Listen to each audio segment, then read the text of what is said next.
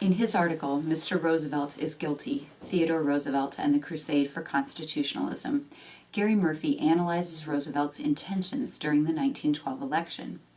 Murphy argues that Roosevelt was motivated to enter the race to maintain devotion to the Constitution. He would do so on a platform of radical reform in what he claimed was the spirit and intent of our first Republican president, Abraham Lincoln. Roosevelt saw the Constitution as a living document which should be interpreted by the people and not by their servants in office. He claimed the Constitution exists to remedy injustice, and if it does not, it must be amended or reinterpreted to meet this need. William Howard Taft and the regular Republicans were horrified, believing Roosevelt's proposed policies would subject the rights of the people to the tyranny of the masses. The Republican nomination, Murphy writes, became one for the soul of the party. Thus, in Murphy's view, Theodore Roosevelt ran for president in 1912 to ensure that his view of the Constitution as the people's document would be preserved. Historian Andrew Pavord, on the other hand, takes a different view of Roosevelt's motives for seeking the presidency. Pavord believes that Roosevelt took careful time to evaluate the political climate and finally determined that the time was ripe for a movement of the people to rise up and propel him to the presidency. The people would call, Roosevelt reasoned, and he would answer their cry.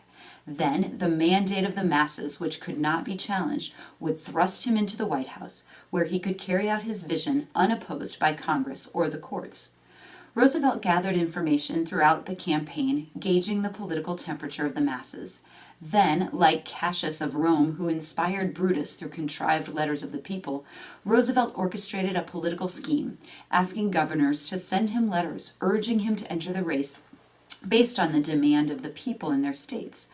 Allowing his friends and the newspapers to actively promote him, Roosevelt awaited the overwhelming movement of the people to boost him to the nomination. Pavord notes, election under these circumstances would give him the power he would need to restructure American government into a strong administrative state. These two historians both recognize Roosevelt's passion for the people to be the driving force in government. They astutely point out that Roosevelt wanted the people to have a mandate both in who they elected and in the way government was conducted.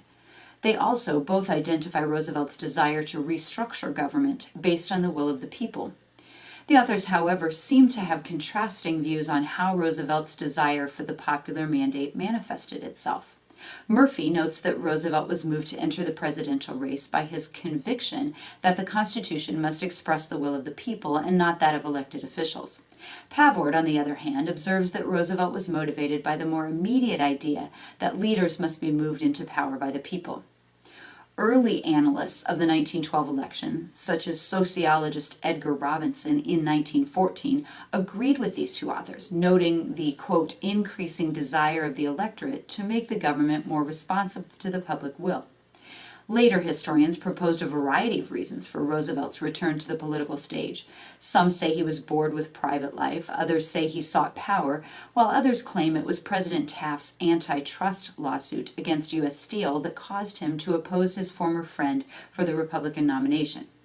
However, some modern authors have reevaluated Roosevelt's motives in light of recent campaigns, and their assessments are also similar to those of Murphy and Pavord. In 2012, CNN journalist John Alvin likened Roosevelt to Barack Obama. He agreed with Murphy's assessment that Roosevelt's supporters saw his campaign as, quote, defending the legacy of Abraham Lincoln against the big business establishment that had taken over the Republican Party.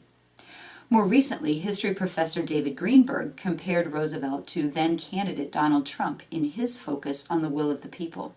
Trump, like Roosevelt, contemplated a third-party candidacy, stating, quote, if I go, I will tell you these millions of people that joined, they're all coming with me.